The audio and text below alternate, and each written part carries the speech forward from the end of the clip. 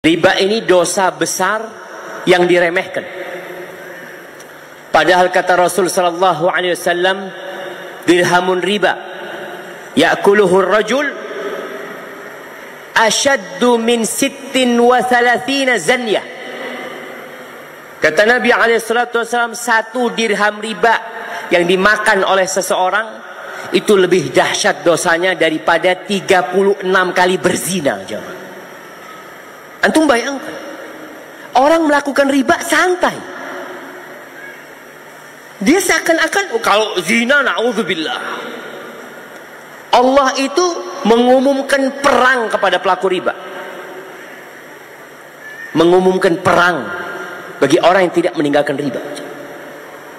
Maka jangan dianggap remeh riba. Dan Allah berfirman, yamhaqullahu riba wa yurbis sadaqat. Allah hilangkan berkahnya riba. Kalau dia pernah mengambil, dia pernah KPR, dia pernah cicil rumah, cicil kendaraan, segala macam, dan dia tadinya tidak tahu hukum, belum tahu. Sekarang hadir pengajian tahu hukumnya. Maka apa yang harus dia lakukan? Yang pertama, dilunasi kalau dia mampu. Kalau tidak mampu, dia sudah taubat, boleh dilanjutkan sama dia cicilannya, tapi tidak buka pintu riba baru. Maka yang lalu jadi halal buat dia.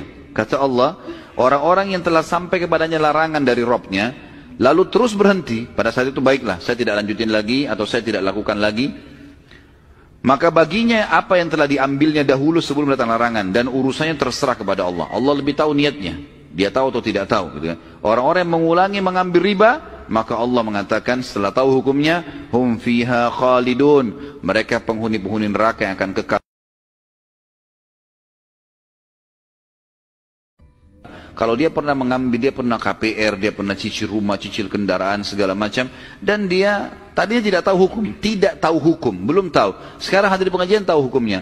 Maka apa yang harus dia lakukan? Yang pertama, dilunasi kalau dia mampu. Kalau tidak mampu, dia sudah taubat, boleh dilanjutkan sama dia cicilannya, tapi tidak buka pintu riba baru. Maka yang lalu jadi halal buat dia. Kata Allah, orang-orang yang telah sampai kepadanya larangan dari Robnya, lalu terus berhenti, pada saat itu baiklah, saya tidak lanjutin lagi atau saya tidak lakukan lagi.